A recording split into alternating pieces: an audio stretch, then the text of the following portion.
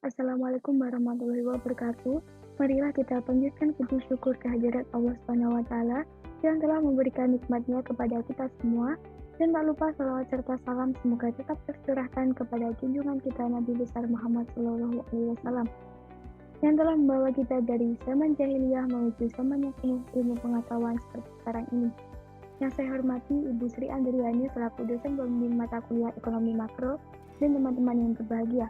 Baiklah, dalam presentasi kali ini, izinkan kami dari kelompok 11 yang beranggotakan saya sendiri, Ulfa Ulinva, dan teman saya, Alfa Rafidah, untuk membahas materi tentang perdagangan internasional. Sebelum masuk ke materi lebih dalam, alangkah baiknya kita memahami apa itu perdagangan internasional. Jadi, perdagangan internasional adalah proses pertukaran barang atau jasa antara dua negara atau lebih dengan tujuan mendapatkan keuntungan atau laba. Berikutnya, apa sih tujuan dari perdagangan internasional itu?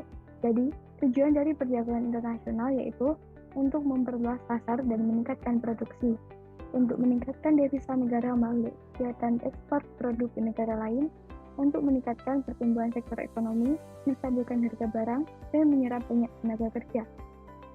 Untuk melakukan transfer teknologi modern untuk membantu meningkatkan efisiensi dalam proses produksi, dan yang terakhir adalah untuk mendorong terbentuknya sumber daya manusia yang makin mahir, terampil, dan unggul untuk mengikuti perkembangan teknologi. Selanjutnya, manfaat perdagangan internasional. Berikut ini beberapa manfaat yang didapatkan dengan adanya perdagangan internasional. Yang pertama, terjadi hubungan bilateral dan multilateral. Hubungan bilateral yaitu hubungan yang dilakukan antara dua negara, tentunya saling menguntungkan dalam melakukan perdagangan internasional. Sementara itu, multilateral merupakan kerjasama antara berbagai negara tanpa adanya batasan wilayah, sehingga jangkauan bisa luas ke seluruh dunia. Yang kedua, saling bantu secara cepat. Dengan adanya perdagangan secara internasional, tentu menjadi efisiensi dan efektivitas suatu barang atau jasa antar negara, sehingga bisa saling membantu memenuhi kebutuhan, serta dipilih proses produksi yang lebih cepat sehingga dapat menghemat waktu, biaya, serta meningkatkan harga jual. Yang ketiga, meningkatkan kesejahteraan suatu negara. Jika terjadi perdagangan antar semua negara, tentunya akan memberikan peningkatan kesejahteraan dengan adanya ekspor-impor yang dilakukan antar negara sebagai bentuk perdagangan. Maka suatu negara bisa mendapatkan keuntungan dan masyarakat pun merasakan efek dari perdagangan secara internasional tersebut. Yang keempat, mendapat keuntungan internal dan eksternal. Keuntungan secara internal tentu bisa dirasakan oleh negara yang bersangkutan, sementara eksternalnya adalah dirasakan oleh negara lain yang terlibat di dalamnya, sehingga dalam sebuah perdagangan terjadi hal yang saling menguntungkan satu sama lain. Dan yang terakhir adalah memperluas kesempatan kerja. Dengan dibuka seluas-luasnya perdagangan secara internasional akan berpengaruh pada kebutuhan akan pekerja, sehingga akan tercipta kesempatan lapangan kerja baru bagi negara tersebut guna mempercepat proses produksi. Maka, lapangan kerja semakin luas dengan adanya perdagangan secara internasional. Nah, apa sih dampak dari perdagangan internasional itu sendiri? Jadi, perdagangan internasional memiliki dua dampak, yaitu dampak positif dan dampak negatif. Dampak positif perdagangan internasional. 1. Mendorong kemajuan ilmu pengetahuan dan teknologi dalam negeri. Dengan ini, dapat membantu memproduksi barang lebih banyak dengan waktu yang singkat. 2. Mendorong terjadinya inovasi produksi. Hal ini menuntut pengusaha di dalam negeri untuk terus mengembangkan produksinya. 3. Memperluas pasar bagi produk dalam negeri, seperti memperkenalkan produk dalam negeri ke negara lain. 4. Meningkatnya pemasukan devisa negara. Dengan adanya perdagangan internasional, maka penerimaan negara akan semakin besar. 5. Semakin terpenuhinya alat pemuas kebutuhan. Kebutuhan masyarakat akan barang dan jasa yang dapat dipenuhi dengan cara mengimpor barang jasa tersebut dari negara lain. Selanjutnya, dampak negatif perdagangan internasional. 1. Timbulnya ketergantungan terhadap negara lain. Jika barang dan jasa yang dibutuhkan bangsa kita tidak bisa diproduksi di dalam negeri, maka ketergantungan terhadap luar negeri akan semakin tinggi. 2. Munculnya penjajahan ekonomi oleh negara lain.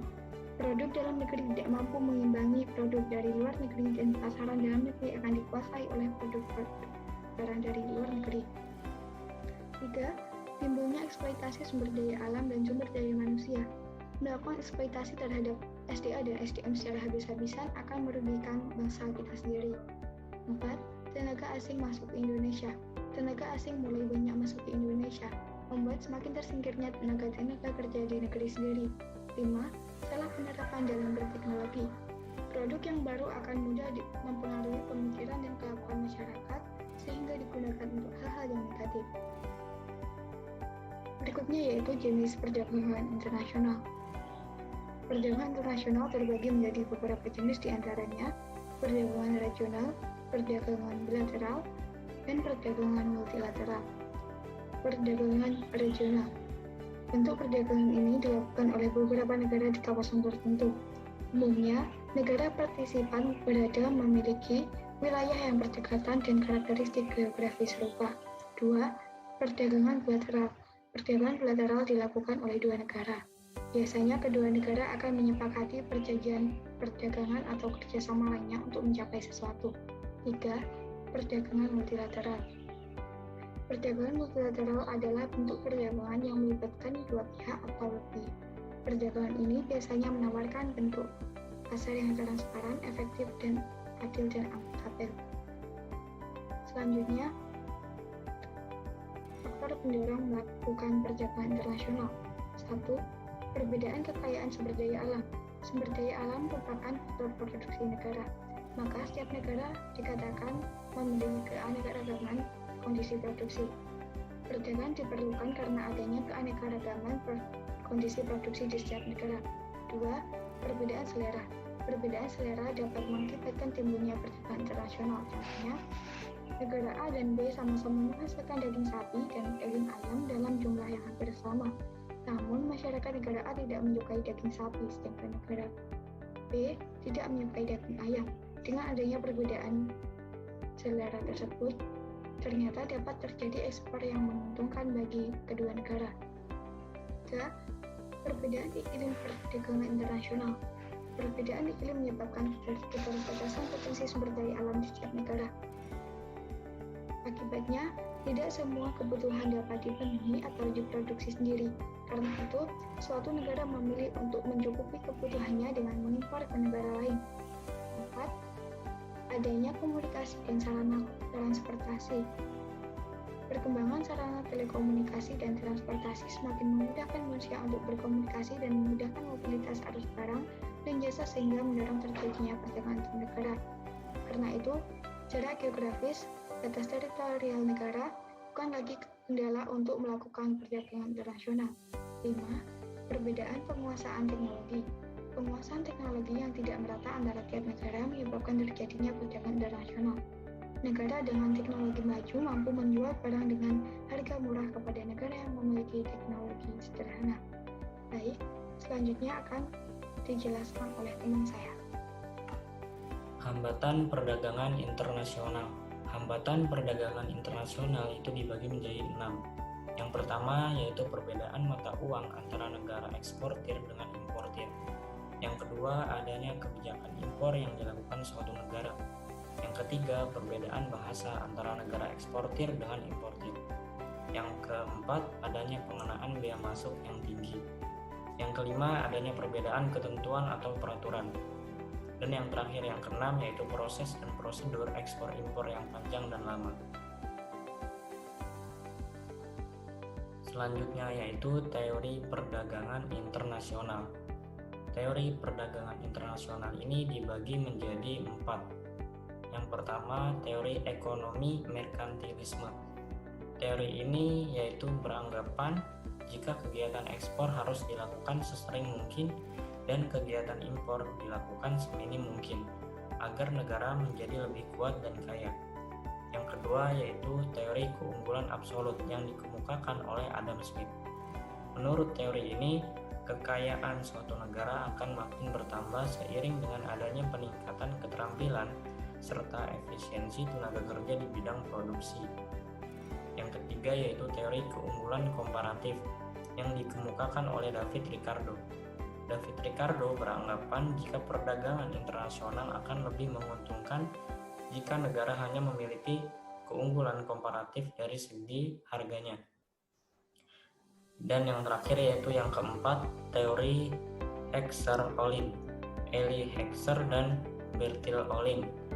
Teori ini mengatakan jika negara yang memiliki faktor produksi tinggi dan biaya produksi murah akan cenderung melakukan ekspor dengan spesialisasi produk dan begitu juga sebaliknya. Dan yang selanjutnya, yang terakhir yaitu perdagangan internasional dalam perspektif Islam.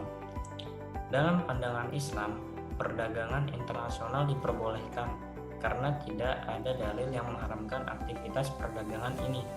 Selanjutnya, hal ini diperkuat dengan salah satu sejarah dalam peradaban Islam, yaitu perdagangan Quraisy. Al-Quran mengabadikan aktivitas perdagangan mereka dalam surat Quraisy. Pada zaman itu, mereka melakukan perdagangan ke negeri Yaman saat musim dingin dan perdagangan ke negeri Syam saat musim panas. Terima kasih, sekian dari kelompok kami. Wassalamualaikum warahmatullahi wabarakatuh.